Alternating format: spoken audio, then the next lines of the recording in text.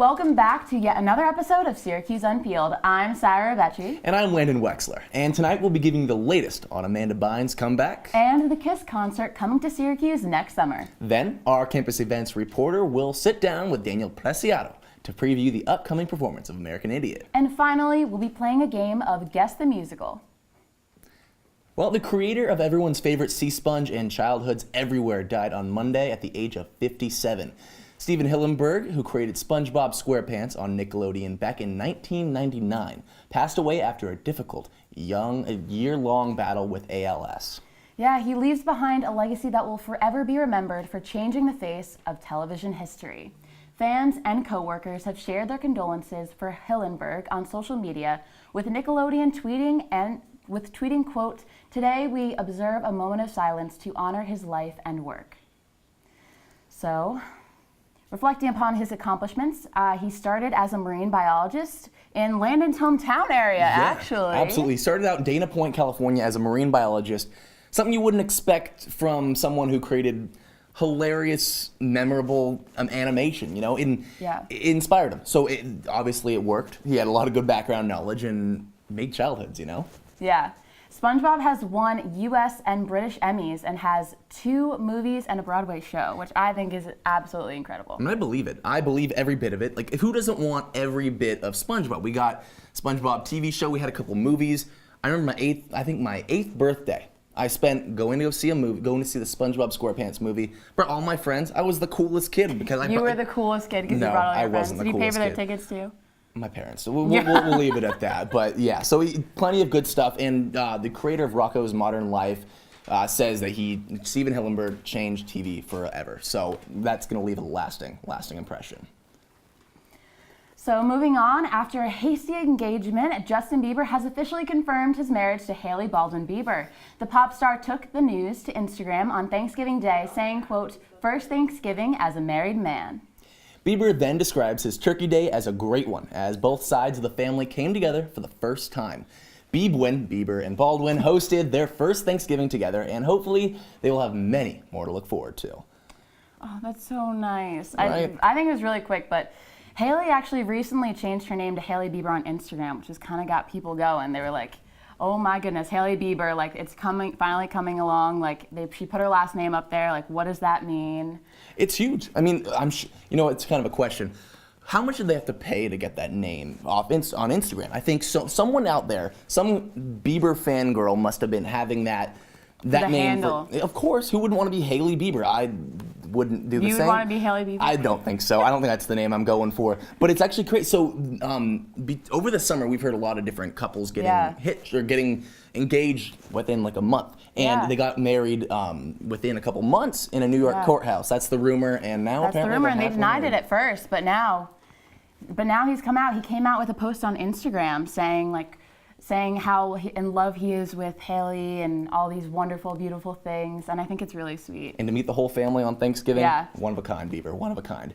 And after years out of the public eye, Amanda Bynes is finally stepping back into the spotlight. The former child star and actress appeared on the cover of Paper magazine this week, and she opened up about her past struggles. In an exclusive interview, Bynes discussed her battles with depression and drug abuse, as well as the body image issues that led her to her Adderall addiction. Things are better for Bynes today, however, as she is currently pursuing a degree and hopes to return to the big screen in the next few years.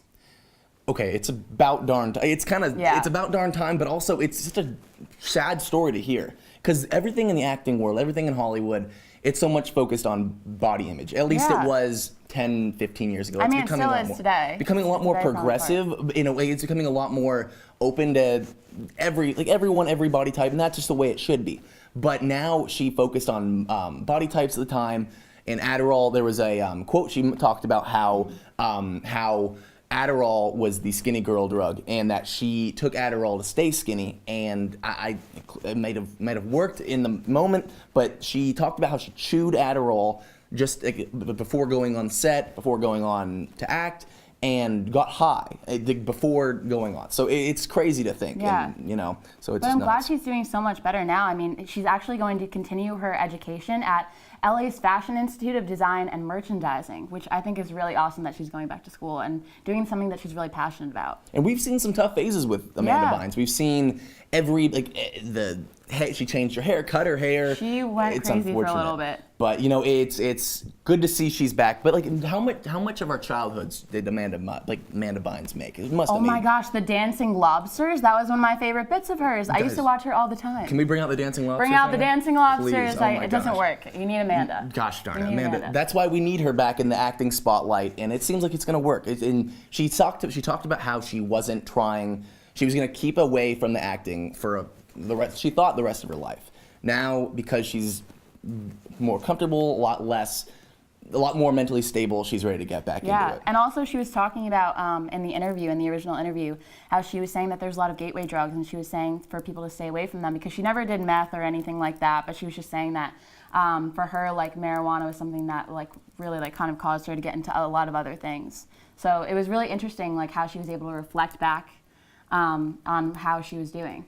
So on quote, she said, "My advice to anyone who is struggling with substance abuse would be to be really careful because drugs can really take a hold of your life. Everybody is different, obviously, but for me, the mixture of marijuana and whatever other drugs, and sometimes drinking really, messed up my brain. It really made me a completely different person.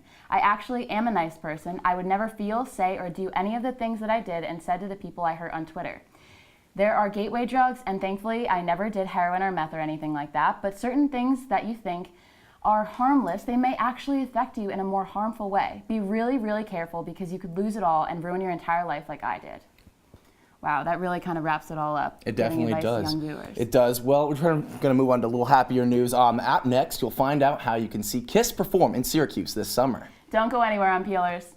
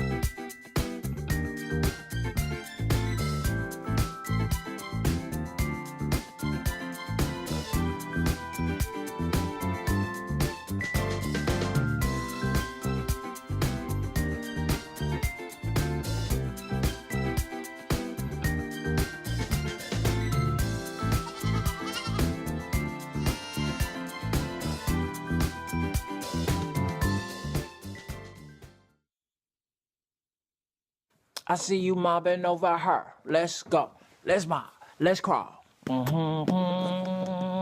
Let's crawl. Let's crawl. Hey, yo, we mobbing. Come on, girl. Let's crawl. Hey, yo, let's crawl. Hey, yo, let's crawl.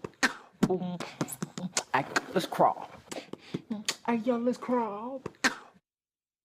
Welcome back, Unpeelers. Mumford & Sons are back on top. The alternative rock group returned to the #1 spot on the Billboard Top 200 chart this week after the release of its new album, Delta. This is the band's third #1 appearance on the Billboard Top 200 chart since 2012. Here to discuss the significance of the band's rise to the top is our music reporter, Tony Bianco. So, Tony, please tell us more about this. Hi, okay, so Mumford & Sons just had their third #1 album on the Billboard 200 charts, which is for the albums, not singles, and it's their fourth full-length studio album, Delta.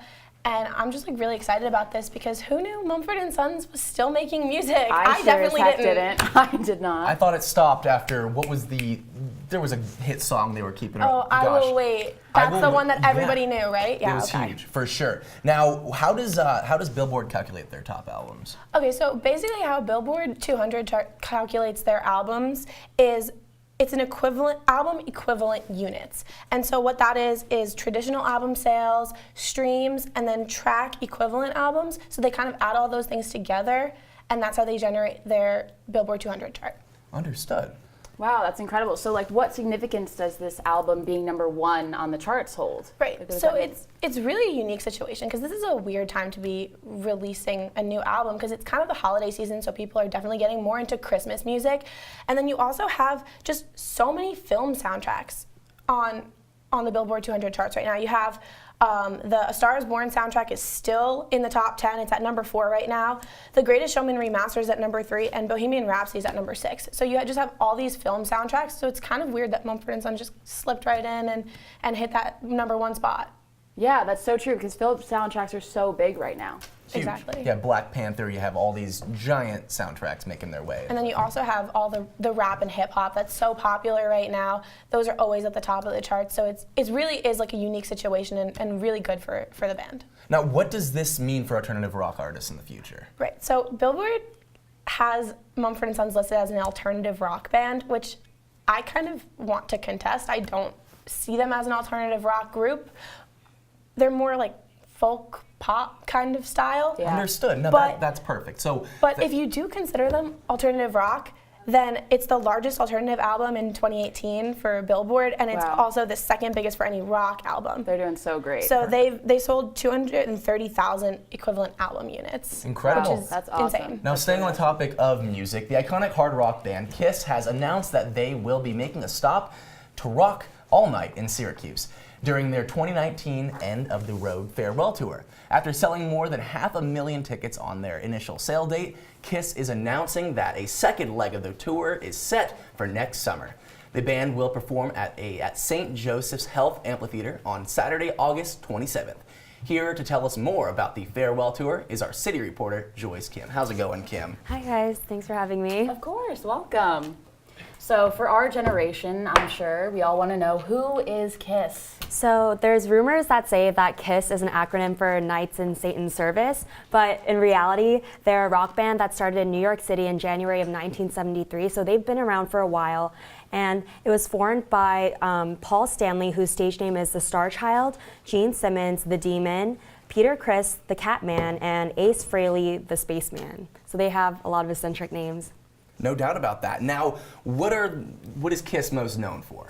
So they're most known for their elaborate costumes and their black and white face makeup, but they have a lot of great hits like I Wanna Rock and Roll All Night, Rock and Roll All Night.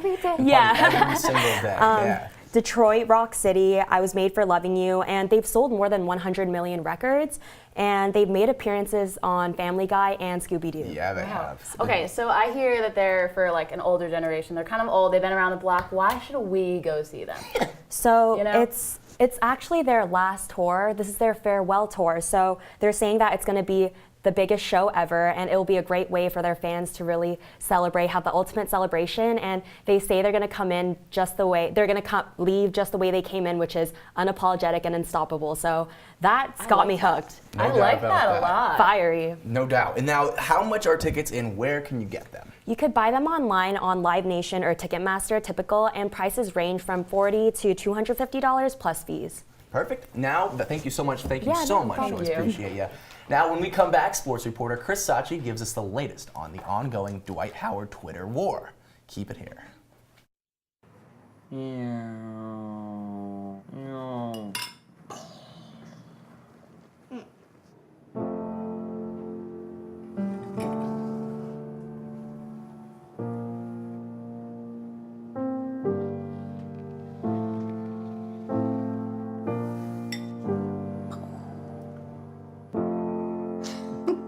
Visit aarp.org/caregiving for information on how to provide even better care for the person who wants to care of you.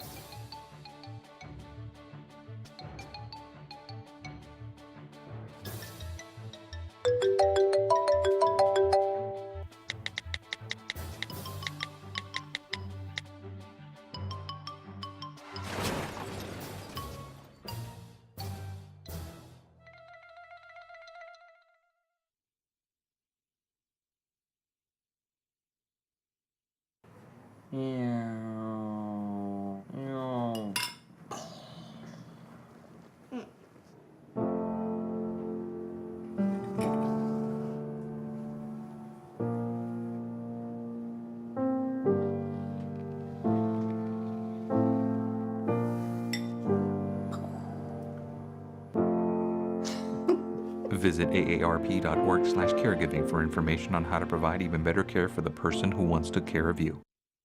Welcome back, guys. Former NBA All-Star Dwight Howard was back in the news this week, and not for his work on the court. Author Massine Aligi, a man who claims to be Howard's ex-boyfriend, accused Howard of threatening and catfishing him after refusing to sign a non-disclosure agreement. The NBA star has not yet commented on these claims and remains sidelined with a glute injury. Joining us now to discuss these allegations further is our sports reporter, Chris Sachi. What's happening, Chris? Not much, and what's happening is Dwight Howard. This really broke NBA Twitter. This was big. I mean, NBA fans, they love it. They love the soap opera about the league. There's only 5 players in the court at once, so players really have so much star power and really want to think and really change an image. And in this case, Dwight Howard, his image is really down. He gets outed. Apparently, his pastor might be involved in terms of hush money being thrown around. So it's really a messy situation. And if this is the end of Dwight Howard's career, which I don't want to say this so prematurely yet, but this might be a tough fall for him in terms of how his career is unfolding now. Gosh darn. Okay, so what do you mean by broke NBA Twitter? So, when this came out, NBA is the league that was cutting edge in terms of social media presence. Facebook, but now it's mostly Instagram, Snapchat, Twitter. So NBA Twitter is something huge. Fans love it. They're all over it. And you see a tweet like this. So this came out first, and the comment section was wild. I saw it. There's people telling me, "Oh, did you see this?"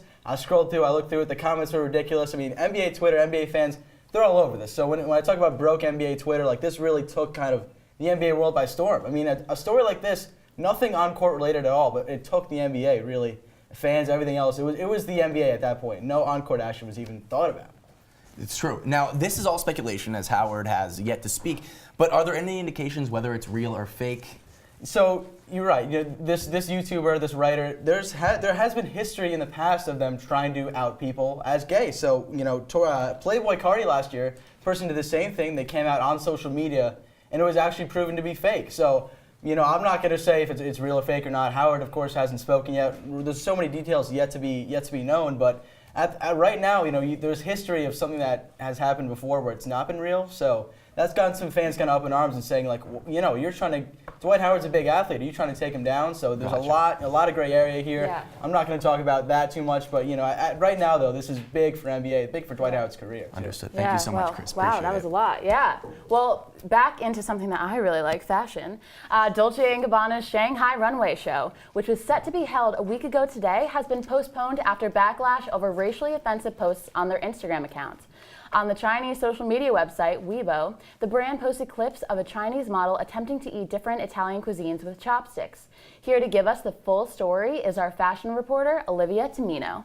Welcome, Olivia. Welcome, Olivia. Now, Sarah and I have both seen all sorts of reactions all over social media. But can you identify what is so wrong and what is so triggering about this ad? Yeah, so there was a couple things. First, obviously, they had the Chinese woman trying to eat the pizza with the chopsticks, and that's just very trivializing to the culture, very offensive for a lot of people. And then on top of that, they also had a male voiceover explaining to her how to use the chopsticks, which is another issue in itself, obviously. So there was a lot of layers going on there that just really outraged a lot of people. Yeah, so how did Chinese customers respond? What was the result?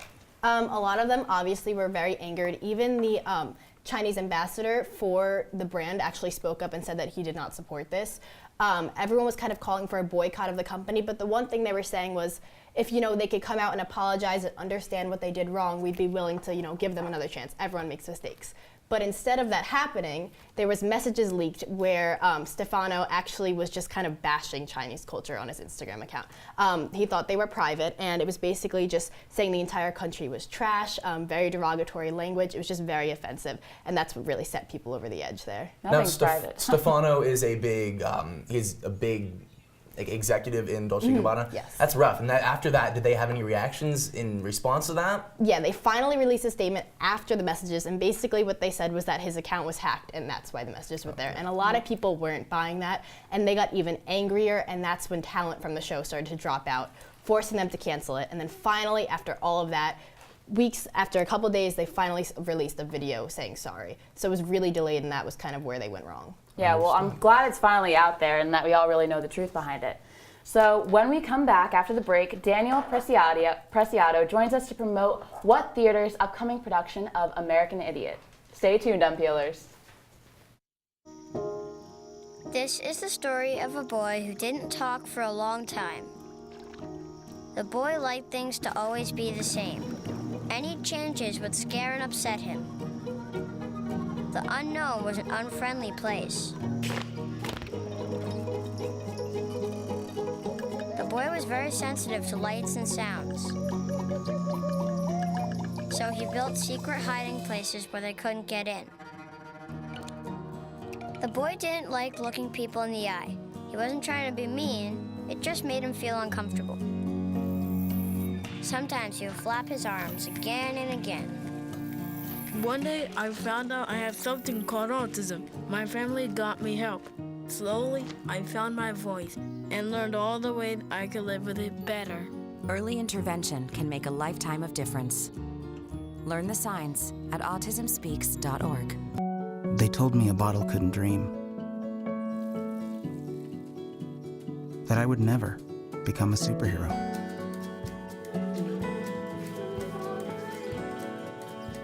But I learned how to fly. Just to come back in a new disguise. And be the hero that I've always wanted to be.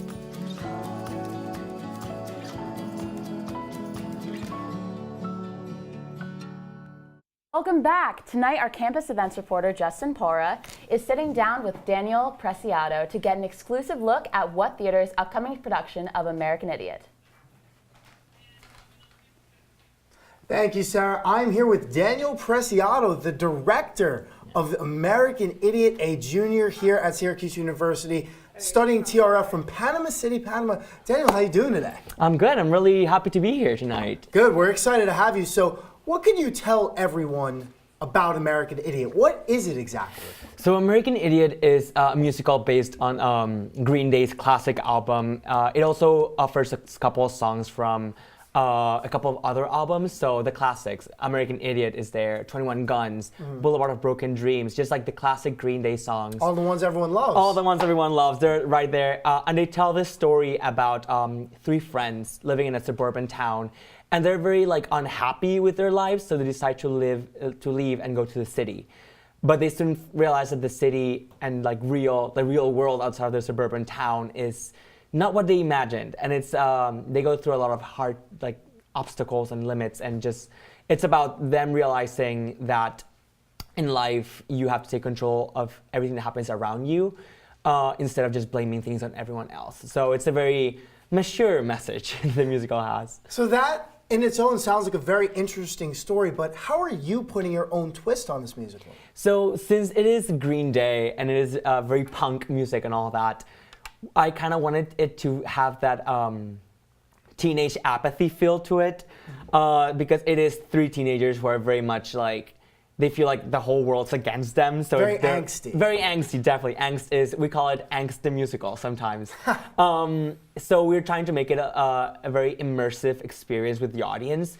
So it's gonna take place in Shine Underground, which is a very small space. That means that all our cast members are gonna be constantly interacting with the audience. They're gonna be dancing in between the seats. They're gonna be talking to the audience members, and everything is gonna be just chaotic. We're gonna have papers scattered all over. Just chaos, chaos, chaos. Sounds great. Now, this semester is shortly coming to a close. What upcoming shows can we look forward to next semester? So next semester, what theater is putting on Peter and the Starcatcher? That's a play. Crazy little play. And there's also Newsies from First Year Players. So a lot of theater going on next semester. That sounds great, Daniel. Thank you so much. You'll be sticking with us for a little bit because we're going to be playing a game, Guess the Musical, against Sarah and Landon, and you won't want to miss it.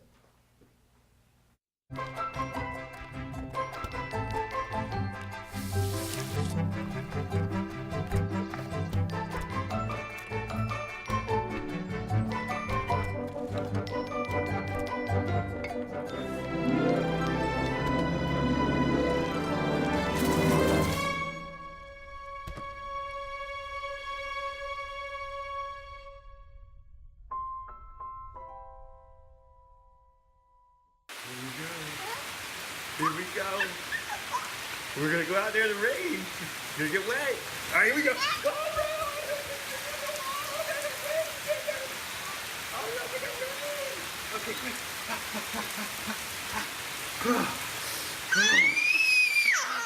Oh, yeah, yes. So much fun. Mwah.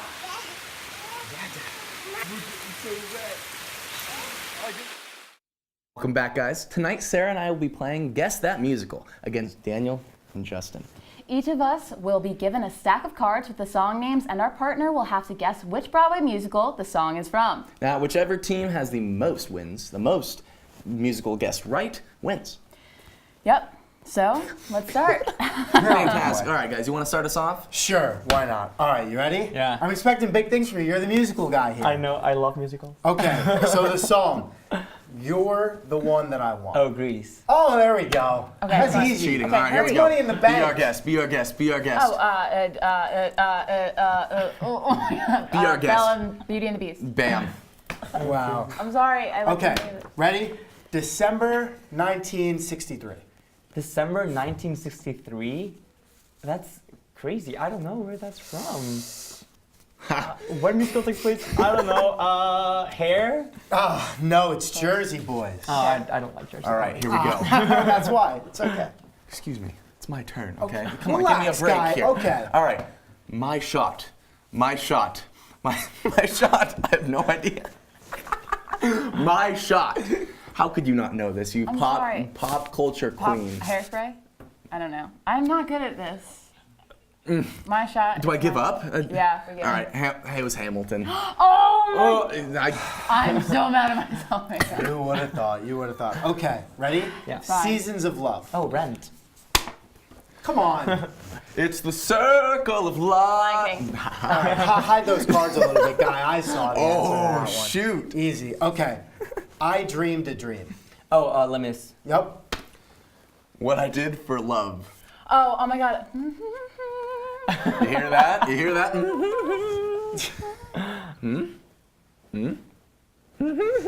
Remember that? Remember? You were just singing it? I know what this. I can sing the song, but I don't know the name of the musical. All right. It was a chorus line. It was a chorus line. Oh boy. Okay, ready? Good Morning Baltimore. Oh, Hairspray. Well, that's my God, hardly you can't fair. miss. I could have You guessed can't that. miss. America. American Idiot. America. America? America. America. American You know Idiot? the America. I know we're in America right now. Oh God! All right. It was West Side Story. Are you kidding me? I think these cards are fraud. You guys created the. Do I'm we even so keep upset. going? Come on, we're not going to miss another one.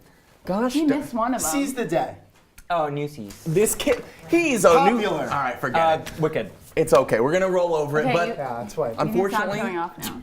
that's all the time we have for Unpeeled tonight. I'm Yeah. Lennon Wexler. And I'm Sarah Becci, and tune in next week for our holiday special and season finale. Have an awesome night, Syracuse.